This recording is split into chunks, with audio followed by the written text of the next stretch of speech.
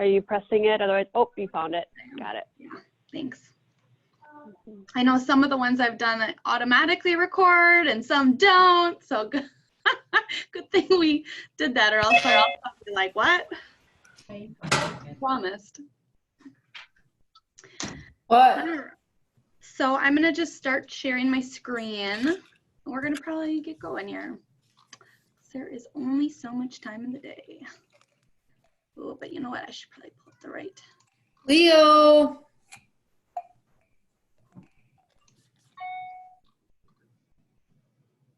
Hi, Leo. Oh, I just got it on the iPad, Shelly, so. Oh, super. I'm gonna close this. Switch over. Oops. My people are in front of my box here. All right. Okay. I also think that when Allison sets up the team meetings in Zoom, she sets it up so that it's everyone's automatically muted when they join, but I don't think she did that for this particular meeting. So if you guys want to mute yourself when you get on, and then just unmute yourself if you have a question. Awesome. Thanks for bringing that up, Jen, because, you know, we kind of get used to it being all set up for us. So, all right. And okay. All right. So we're just going to go ahead and get started. Trying to kind of arrange my thing, but it doesn't matter. All right. So this is going to be all about bulletproofing the transaction. And with everything going on with COVID, it's really become apparent that we have to hold on to the transactions we have and really up the ante on some of the actions we're taking to keep things rolling along, because it's challenging and it's not a slam dunk if you get an accepted offer. And there's a lot of pieces to the puzzle. So my name is Shelly Lewandowski. If you don't know me, I'm out of the Germantown office that's satellited from New Berlin, and I work on Team CJ Realty team.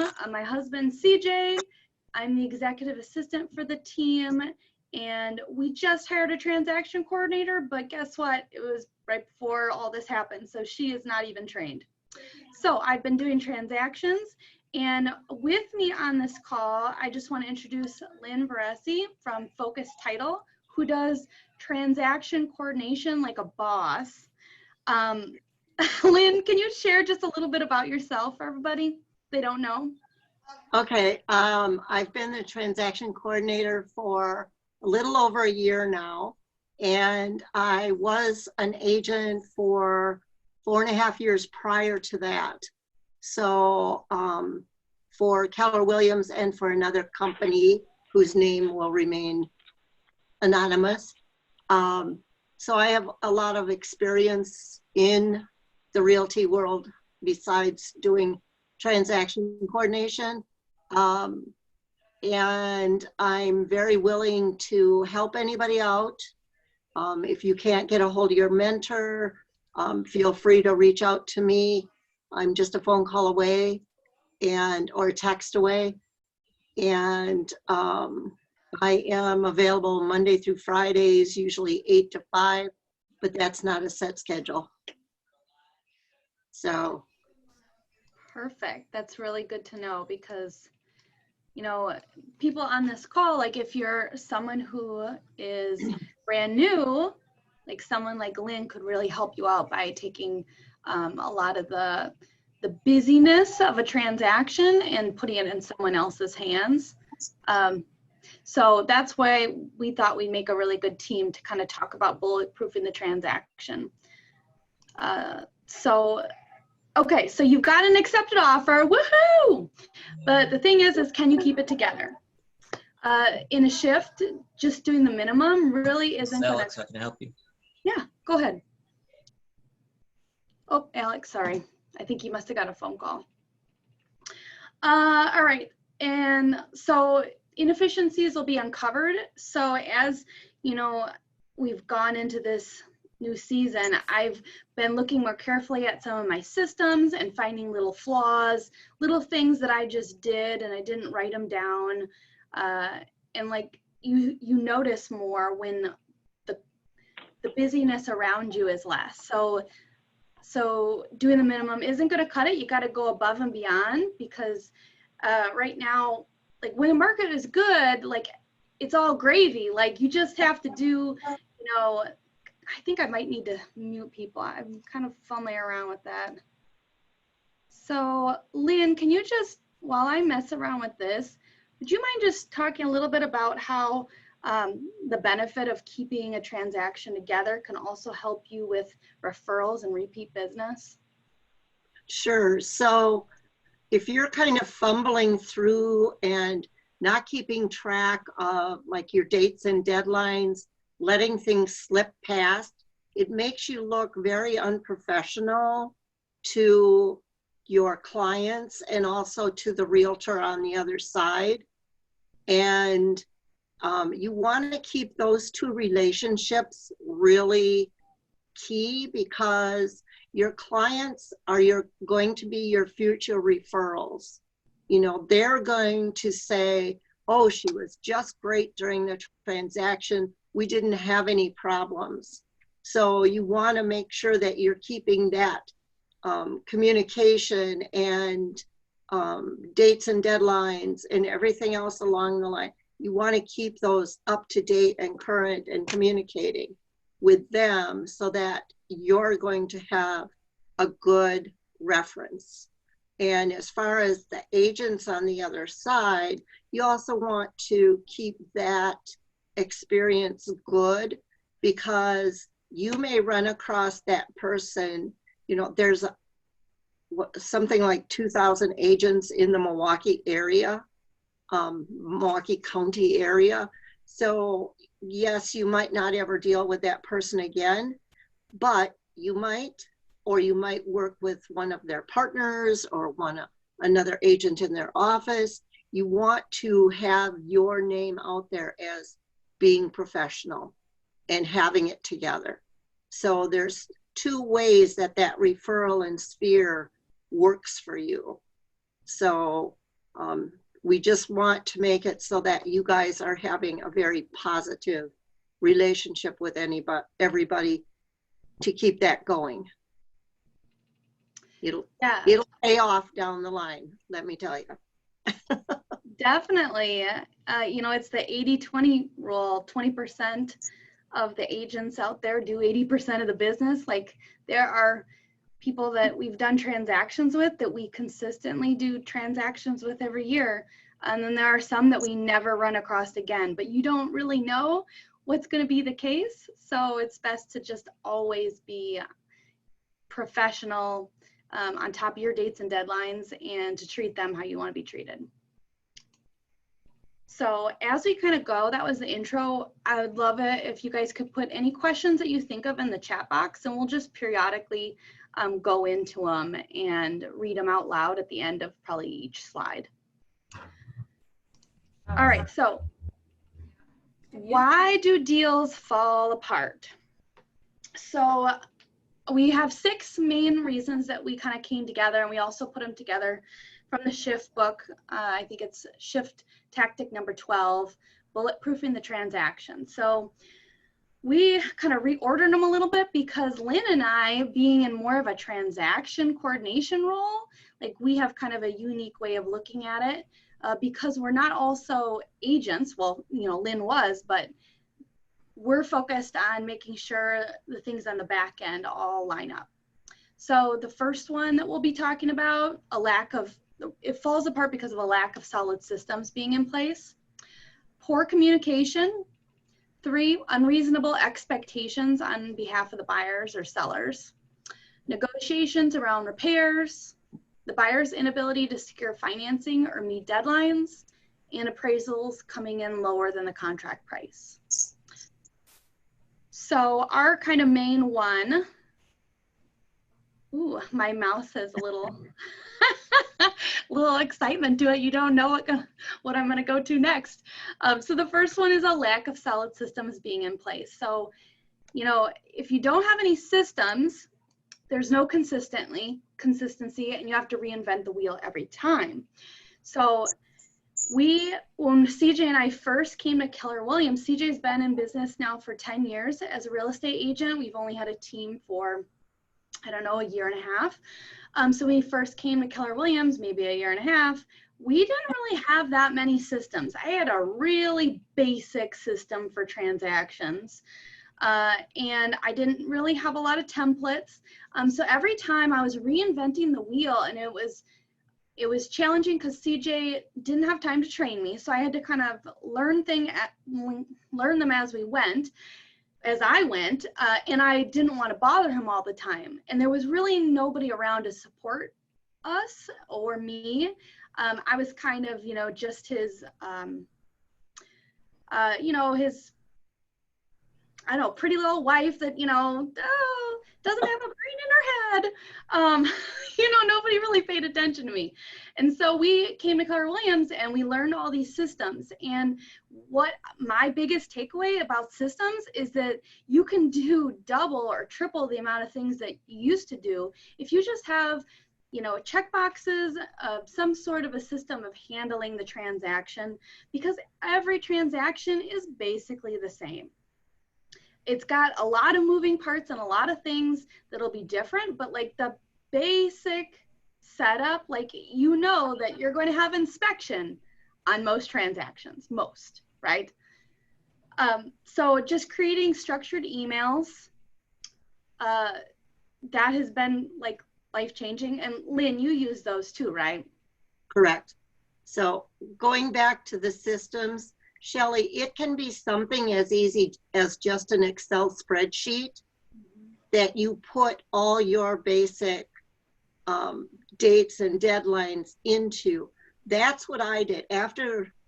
From the job I came from when I came into real estate, I was used to using Excel spreadsheets for everything. And after my first year, I felt very disorganized. And I said, wait a minute, I'm going back to what I used to do.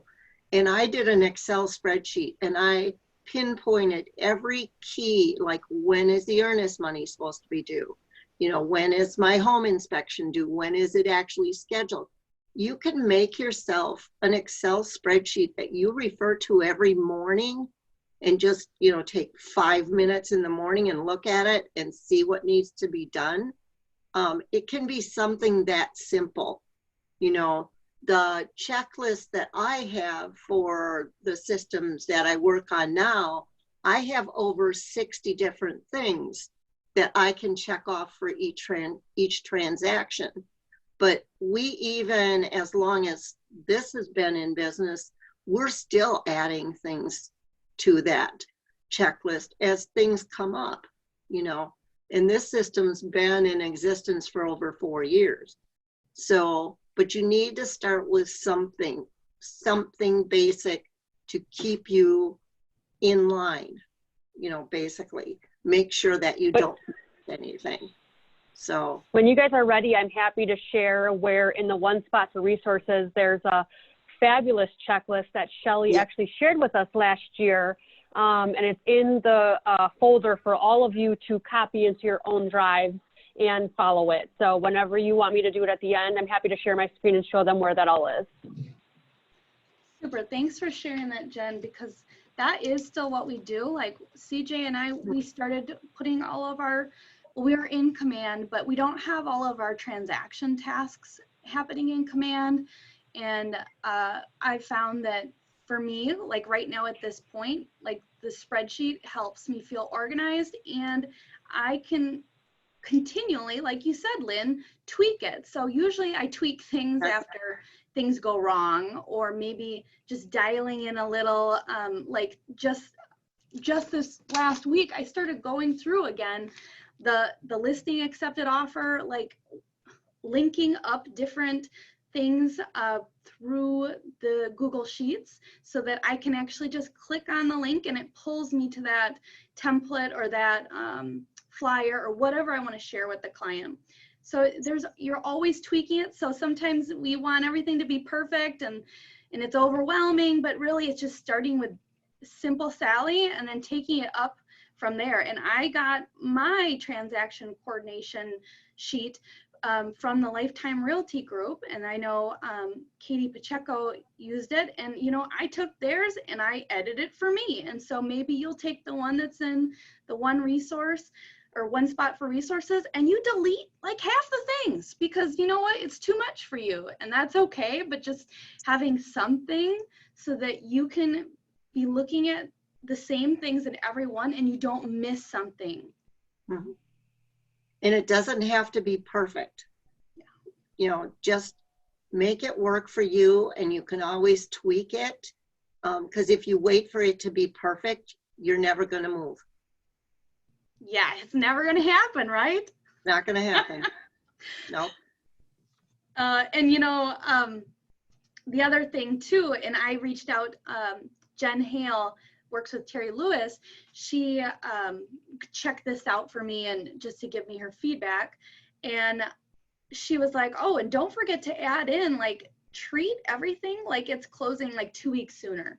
So like we talk about having a system, you know, imagine that you're on your own, so nobody knows what they're doing, and you're closing 2 weeks sooner. Like that's how we treat like transactions. So you assume that the lender doesn't know what they're doing. You assume that the co-broke doesn't know what they're doing, and you try to put as much consistency right now with COVID and everything going on. We try to push it up, so it's a lot more communication and a lot more urgency and trying to get these deadlines and reminding the other side what needs to be done. Because if I leave it up to them and my deal ends up falling apart, like it's, you know, it's partially my fault.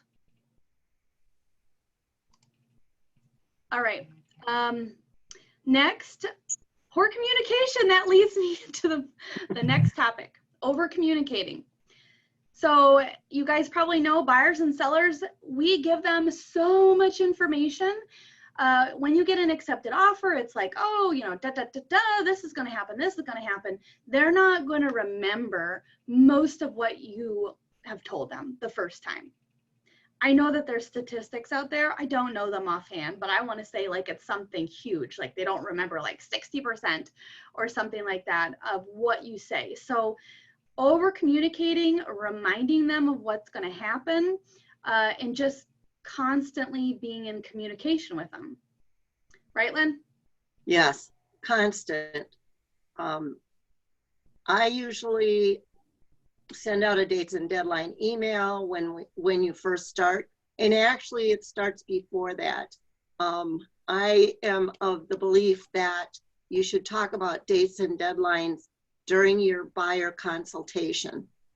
I actually had a sheet that had about when things would happen and in kind of what order that I talked to my buyers about during the initial consultation, so that when we got an accepted offer, that dates and deadline email didn't scare the crap out of them, to be just to be bold.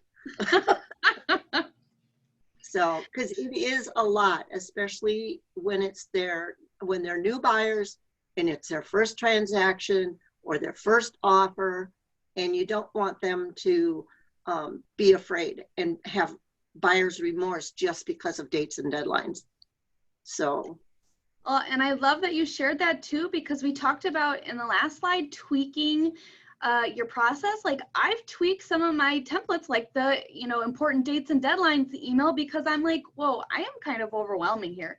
Do they really need to know all the details about FERPTA, or, you know what I mean? Like, so just trying to try to narrow down the things of information that are going to make the most impact and that they need to know. Keep it simple. Keep it simple, stupid. Or Sally, whatever kiss you've heard before in business class. All right, and then also controlling the conversation by getting ahead of it is really big. So that's future pacing.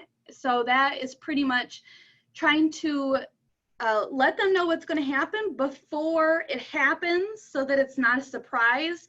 And also it helps to control like outside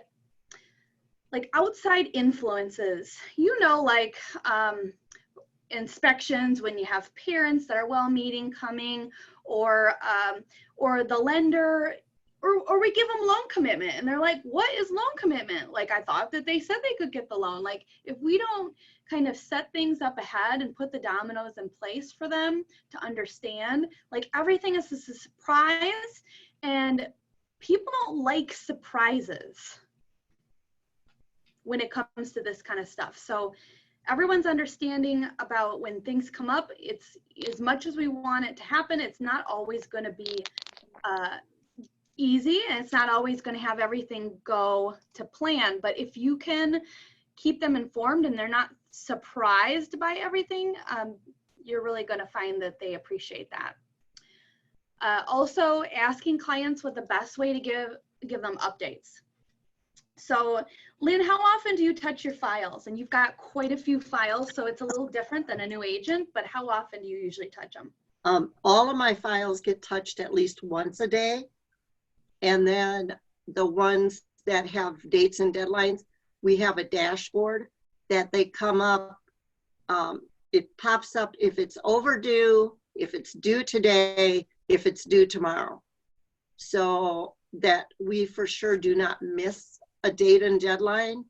The other thing I was going to say on that, as an agent, what I used to do is time block once a week, where I would call my clients, even if we didn't, say we just got done with home inspection or whatever, and I would go over what's coming up.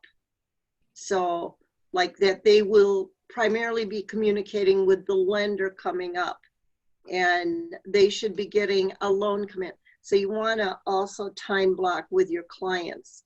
And if you don't put it on your calendar, if you don't time block it, you're not going to do it. So, and things will slip by that way. You want to keep that constant communication with your clients. But I would say, if you don't touch your file at least on an active offer, at least once every couple of days, something's going to slip by. You know, maybe Monday, Wednesday, Friday, just time block it. So, but I look at probably, like right now I have 42 files, and I look at them at least once a day, even if I have nothing going on with them. So, but I also I probably get 150 emails a day with amendments or loan commitments or something that I have to do something with. So, and if I can do that, I think you can handle a couple of AOs. Well, and that just speaks to systems, because imagine if you didn't have a system and you were just shooting from the hip, like you would be like crazy. It's overwhelming. The first time I had 4 transactions going on at one time, I think I'd been in the business about a year and a half. I had 4 transactions going on at the same time, and they closed in a week and a half from from the first to the last. I was so overwhelmed. I was ready to sit down and cry, but it was because I didn't have a really good system on how to handle each one of them. I wasn't into time blocking yet, and I think that's a huge mistake for a new agent. If you've never used it, learn it. I just want to add really quick that I remember starting out as a TC, and I had my first like 4 or 5 files, and I was so overwhelmed that like I wanted to cry. I was like, oh my God, how am I ever going to do this? And then looking back at it now, as you said that, like I've been able to handle I want to say the most I ever had under contract at one time that I handled as a TC was 48 that I handled on my own. And the fact, like just that huge difference of having a good system and just kind of being on top of stuff.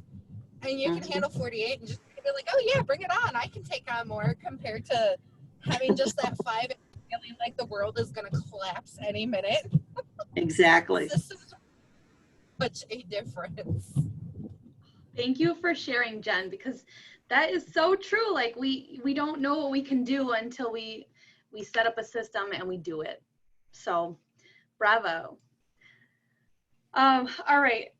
The next block is just trying to make it personal. So one way CJ and I try to make it personal, since a lot of the times I don't necessarily meet the clients.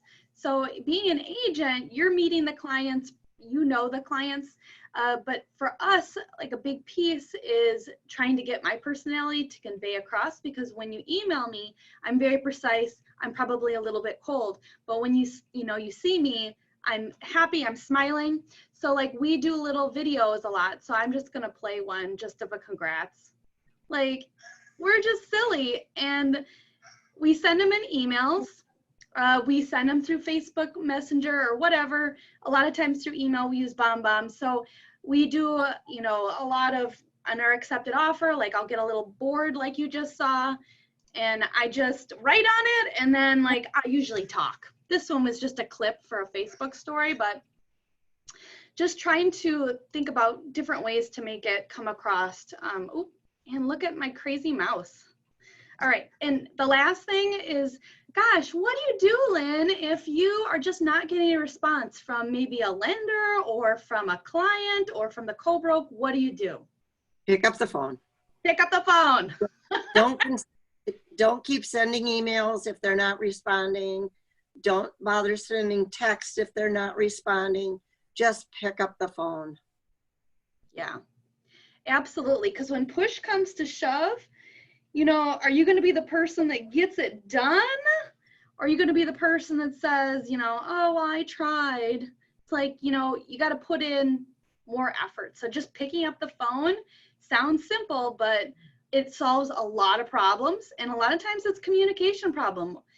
Maybe you're dealing with a lender who's overloaded on refis and it slipped under the thing because the co-broke never reached out to them since they got the accepted offer. You don't know what the story is. Maybe they didn't even get the file until just last week and it's supposed to close already. So just picking up the phone and being able to talk to a person moves mountains. All right, next, just the next reason why it can fall apart is unreasonable expectations on behalf of the buyer or seller. So a lot of times this comes across in like buyers or sellers remorse, wondering if they've made a good decision for all that money. So we like to remind them often of why they're buying or why they're selling, what their motivation is.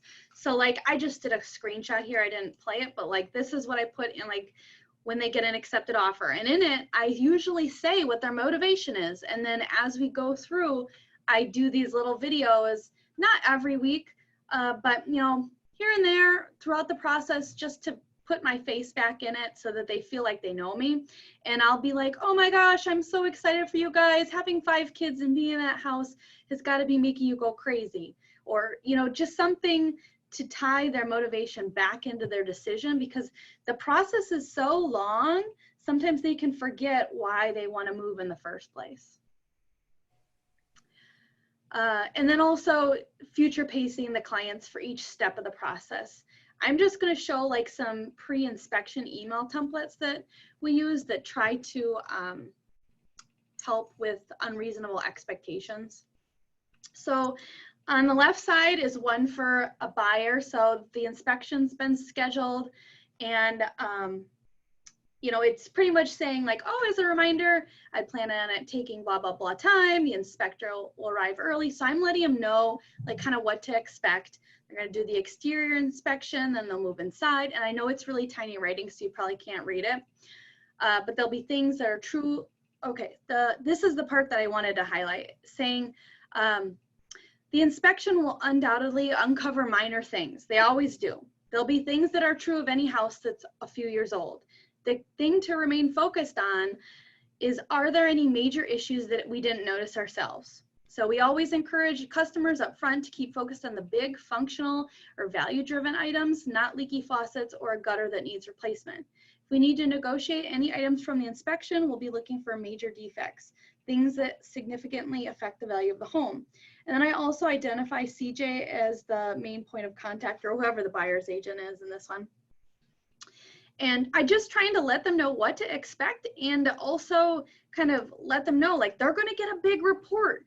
They might not get the big report right away, so that they're not like blown out of the water when they see this huge report with all these things that are wrong. And we're going to talk more about inspections at the next slide, but I just wanted to point out the value of a templated email, because automatically I know that at least they've been given some direction. You know, I know CJ talks to them about it, but I'm not in the room, so I don't know what's happening. And so this way, at least I know that I'm setting them up to understand what an expectation would be.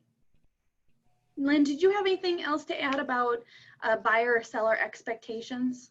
Well, I think, Shelly, it actually all goes back to that initial consultation that you have, consultation that you have with them, you know, that it just, you kind of set that expectation right off the bat, and give them something regarding the home inspection as part of your initial packet or your initial talk with them. So there's a lot of good WRA documents that you can use that talk about home inspections that are a simple one-page thing. But I think that helps in going through an inspection, because an inspection can be a very scary thing for buyers. Especially if they have mom and dad, they're going, oh my gosh, oh my gosh. You know, you don't want it to fall apart because of that. All right, I love that recommendation about the WRA one-page flyer, because anytime I can give them a resource that's not just me talking, like, I love that. Yes, yes. All right, next is, gosh, this mouse is really messing my head. Negotiations around repairs. So preparing them for the process, like, we can't stress this enough. Communication and future pacing the client on what's going to happen. On the buyer side, recommending solid inspectors, or even offering to schedule the inspection for them, just trying to be their resource. And then, Lynn, do you think the agent should attend the home inspection? Yes. How can you negotiate something if you haven't been there to know what's going on? That's my theory behind it. If you weren't there, at least for the home inspector's summary with them, how can you know what to put on that home inspection amendment? I just highly recommend that people attend the home inspection, and not just to open the door and then just sit and chat with your buyers. So they're not going to learn anything about the house, and you're not going to learn anything about the home inspection. So the other thing is, make sure you have really good home inspectors. And I think Jen will support that. If you have a home inspector, I had a list. I started a list right away. And my mentors gave me a few good names. And then if I went to a home inspection with somebody that my buyer found, I would see how the home inspection went, how they dealt with my buyers. And they either went on the list or they went on the bad list. So don't be afraid to talk to your mentors or seasoned agents to get some really solid home inspectors that really aren't just good at the inspection, but they're good at dealing with your buyers. So you don't want the home inspectors scaring your buyers off either. Absolutely.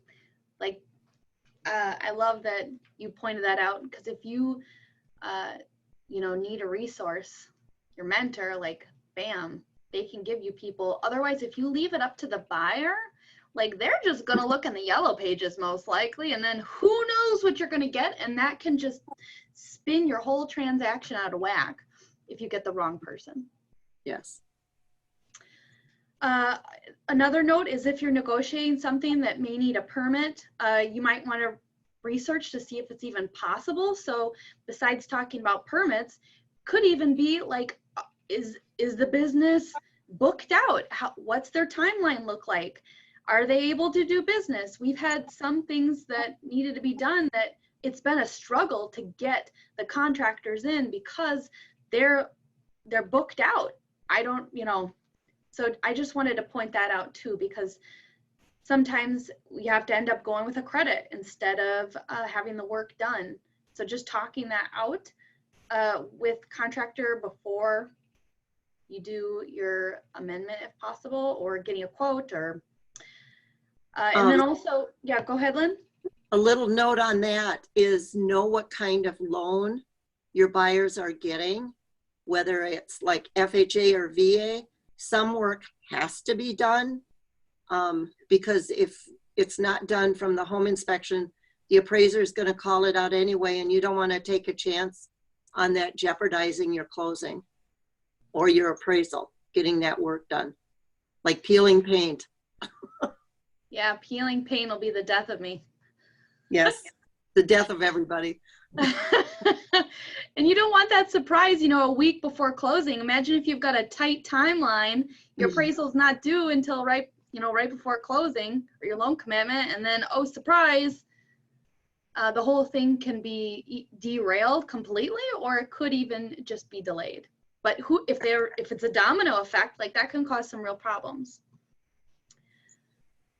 All right, recommending qualified contractors. So same thing as recommending great inspectors. If you need resources, I know the Facebook group for the office is really helpful if you don't have someone in mind. And that helps because they'll know what permits to pull, and they also reduce the risk of work being done incorrectly or not to the way the contract states. So anything else to add about that, Lynn? Not really. I usually, if when I was writing amendments, it would be a licensed electrician, licensed plumber, licensed HVAC.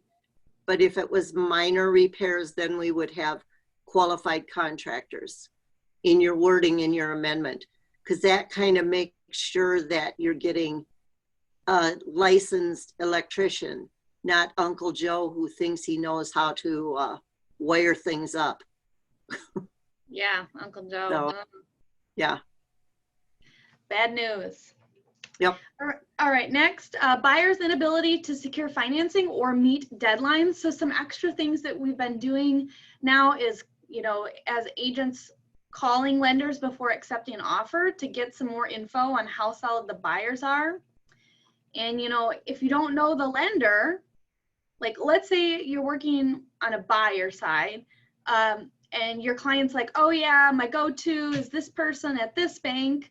You know, it's a local branch or whatever, and you've never even heard of them. You know, you might want to consider lining up some backups of people that you know, because if that lender isn't able to have the sense of urgency that's needed to close right now, or, you know, have they even done their homework? You don't know.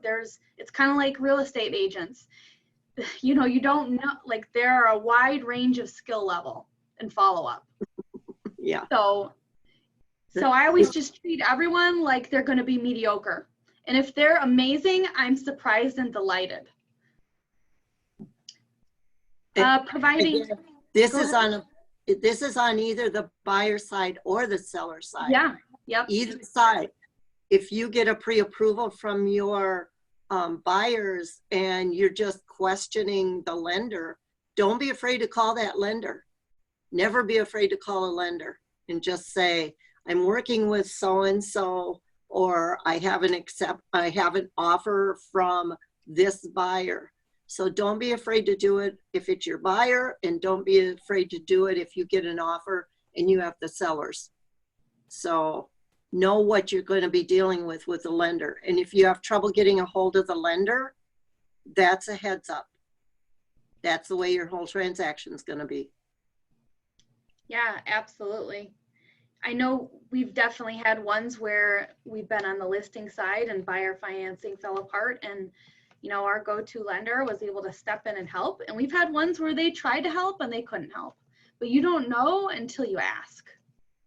Right. So if you just do nothing, then you're leaving it up to someone else, some fate to take a hand. And, you know, I think that we could all make an impact by just asking the question. Mm-hmm. All right, the next thing we've talked about this already, and a lot of these reasons why deals fall apart, they're intertwined. So communication, providing dates and deadlines at the beginning of transactions so that everyone's on the same page. And then like if dates and deadlines change with an amendment, I will usually reissue that table of dates and deadlines. Also prompting lenders, co-brokes, and title ahead of deadlines so that you stay on track and we don't wait until the last minute. So like what might that look like, Lynn, for you when you want to prompt the other side or someone to take their action? We usually send out an appraisal or financing email 5 to 7 days ahead of the deadline, and then usually another one a day or two ahead of the deadline. And if we still don't have anything, I get something out the day of. So, or if I'm not getting a response, or the broker is having a hard time, my agent is having a hard time getting a response. I just had one this morning that the agent sent me an email and said, please get on this listing agent and or on the buyer's agent and lender. I can't get a response for a closing. So, and the closing's like 3 days away. So seriously? Yeah, and sometimes when you have that problem of not being able to get like what you want from the co-broke, then I usually open up the conversation and I include the lender and the title. So like everyone, because when people are called out in front of other people, it's a magical motivator also. And it's not like, you know, I'm never impolite, always, hey, you know, can you please help me schedule this? Thank you so much. Keeping it always really positive and not, you know, putting them down for being tight or not responsive. So I'm never going to be like, oh, since I didn't hear from you. I kind of, and maybe it's because of my position, but I will send an email out. And if I don't get a response, say I'm requesting a closing, or I'm requesting a title doc or a FERPTA certificate. If I don't get any response 2 days later, I will send that same email out with an additional comment on it. And so that they're aware that I know they didn't respond to the first one.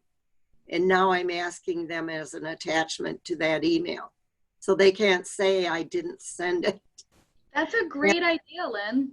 And I just had one that I sent a third request on the email, and I retitled it third request. Mm-hmm. And amazingly, I got an answer about an hour after it went out. So that's something I can do that you guys probably shouldn't do, but attaching to an old email when you don't get a response is not a bad thing. I mean, you're just kind of letting them know in the back of their heads. Sometimes, oh, go ahead. No, we're good. Okay. I was going to say sometimes I'll do that when someone, like a co-broke, will ask me for something that I already provided a while ago. I'll go back and I'll find that email and I'll forward the email and say, here's that again. Just not to be passive aggressive necessarily, but so that they understand, like, you know, that I'm helping them out because I'm doing double the duty now. So I just like to let them know, hey, here you go. No problem. But I've already sent it out once. Next, addendum CV, an extra layer of protection. Definitely. All right, next. Gosh. Okay, appraisals, last one, and then we'll wrap it up with questions. Appraisals coming in lower than the contract price. So what we can do to try to stop that from pulling your deal apart is finding out when the appraisal is happening. And Lynn, I love you brought this up, and how long it's going to take to get back to the lender, because this is kind of a weird thing where you think it would be easy to find out when the appraisal is happening, but usually, like if I am on the buying side, I have to find out from the listing agent. So like the lender often doesn't know. They're like, well, I put the order in, and that's as much as they know, and they'll know usually the date they expect it back. But then I have to use the cooperation of the listing agent to find out when it's actually scheduled. So then what do you do from there, Lynn? You know, as an agent, what I did when I found out from the lender that the appraisal was ordered, I would send an email to the listing agent and say, you know, the lender just informed me that they've ordered the appraisal. Please let me know when it's going to happen. I don't do that in the position I'm in now because I feel that's kind of an agent to agent thing. But I usually follow up with the lender to find out when the appraisal is going to happen or when it's ordered. In some, I should say in some circumstances. Don't do it that much in what I do now. So, but I did it a lot when I was an agent. So, Perfect. and as far as how long it's taking to get back to the lender, it seems to be a real problem, or I should say it's problematic right now. Some of the lenders are getting them back in a day or two, and some of them it's a week or two. So, and I don't know, I have not been able to figure out what's going on, other than there's a lot of refis right now, and I think some of the appraisers are just overwhelmed. Yeah, absolutely. Just staying on top of the appraisal deadline in general, I feel like it's something you think could be easy, but a lot of times I'm chasing that. Yes. I think that's one of the things we chase the most. All right, then keeping the clients and the co-broke in the loop. So once you know when the appraisal is scheduled, like depending on what side you're in, letting the other side know, because you would like someone to tell you without having to pull teeth. And as just a courtesy, I just communicate with everybody when it's happening. And then as an agent, so this isn't something that I do, but I know like CJ will do it, and I'm sure you did it before when you were an agent, Lynn, but doing your homework on comparable sales. So what did you used to do? I used to either use my comps from when I priced out the listing, or I'd run comps again prior to the meeting with the appraisal. And I would actually put together a packet of the comps along with the updates that the sellers had done on the home. And I gave it to the appraiser as a packet. And I never had one say, no, thank you. They actually would thank me, and, you know, it was great because most people didn't do it. And definitely, if you're on the selling side, go to your appraiser, go to your appraisal. That alone will make an impression upon the appraiser, and they're looking at it, the house, more favorably than, I feel, when the agent actually shows up for the appraisal, instead of just saying, oh, here's a lockbox code, you know, let me know when you're done or something like that. So the more you can do to appease that appraiser, I think the better appraisals you get. And when I go to the shared drive in a bit to show you some of these systems, I can show you a fantastic example of an appraisal packet that Julia Kellogg shared at a previous group coaching session. I can show you where that is as well. Hers and mine were pretty much the same. We kind of did the same thing. So I had a mentor back in the day, and he taught me how to do them right. So yeah, I love it. I almost think about it as like, treat it like your own house. Like if you're getting a refi or something, like you are going to be there. You are going to have a list of all the things you've done. You've got the house clean, right? So it's like, well, you know, how would you treat it if it were your own? Yep. And I love that you brought up Kellogg, because I remember that training. It was very good. And it's just like an open house. Think of it like an open house for the appraiser. Go in and turn on all the lights and open the doors and have it ready, you know. and recommend that your sellers do not be there. It's only half an hour. They can go get a cup of coffee. All right, we're gonna keep moving. We got 2 more slides and we've got a hard stop at 2 o'clock. Ooh, So, we do. and I know Jen wanted to share some things from the one place for resources, blah, blah, blah. Yes. So don't worry if it happens though, if you get a transaction that needs a cancellation, a mutual release, like it's going to happen, like it's going to happen. If you've communicated clearly, always made your client feel like you're on their side, then you can get back on that saddle again. But you know, if it's not that simple and maybe it's financing or something on them, put it on the calendar to follow up so they don't just slip through the cracks and you're too embarrassed to call them. And if you feel like a deal is going south or you don't want to call, like those are the ones you need to call. Mm-hmm. All right. I just want to do a quick plug for Lynn before we go into questions. So, you know, you guys looking at, whoops, gosh, this thing is out of control. I am out of control today. Lynn does a fantastic job. She works at Focus Title out of the New Berlin office. Like she does transaction coordinators for individual agents and also teams. So I put her info up here. So guys, write her down if you're curious about the services she offers because she's amazing. And you know, if CJ didn't have me, like he would need a transaction coordinator because he's really good at being with people. He's really good at getting the deals done, knowing the numbers. When it comes to transaction management and staying on top of dates and deadlines, like it's really nice to be able to hand that to someone who's really good at it. Anything else to add on that, Lynn? And I enjoy doing it. See, not everyone can say that.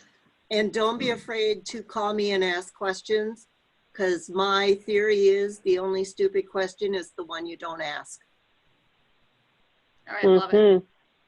And she's fantastic. She's my lifesaver. I have like 15 active clients right now, and if I didn't have her, I'd be going out of my mind. So.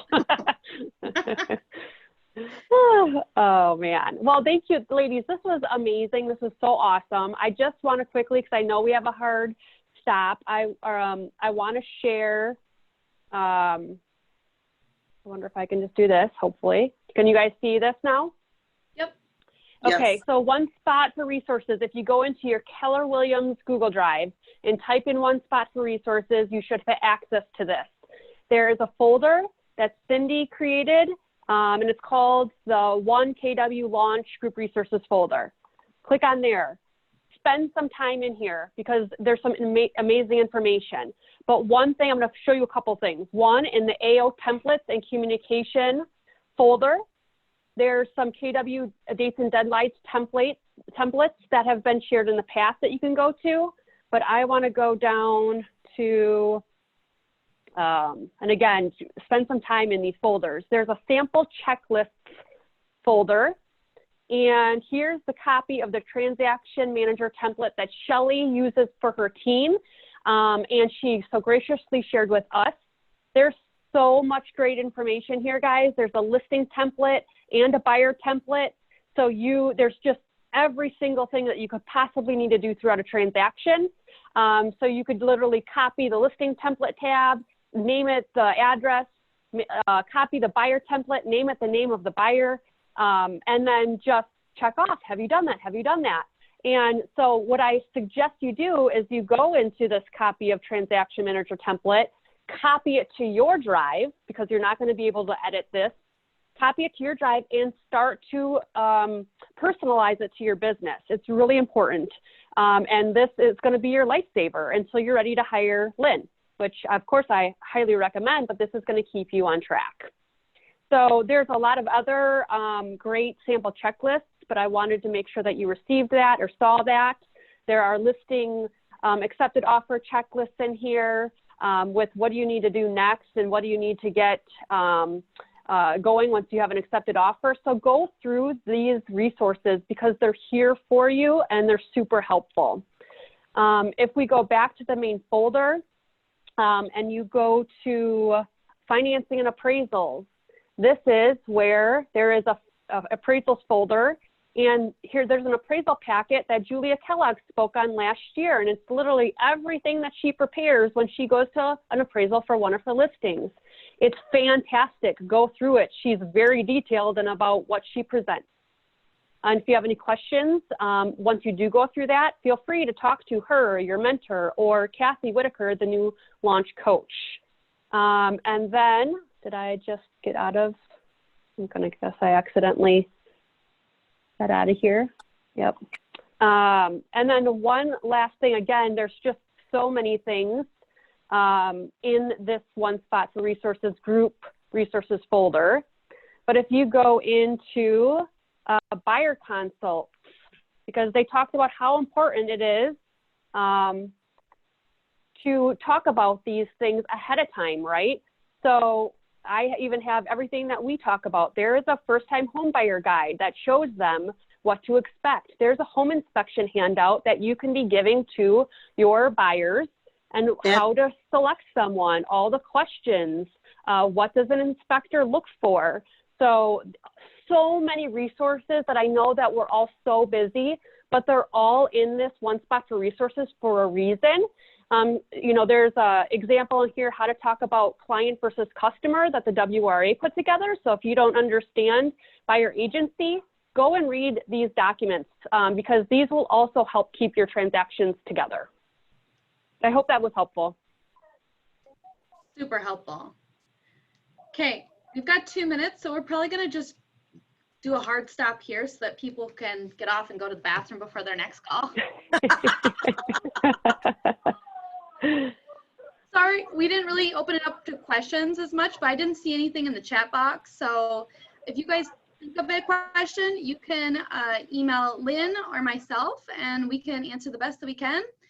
Otherwise, thank you guys for tuning in. We really appreciate sharing our knowledge. Thanks, Lynn. Thank you. Everybody. Okay, bye-bye. Bye-bye.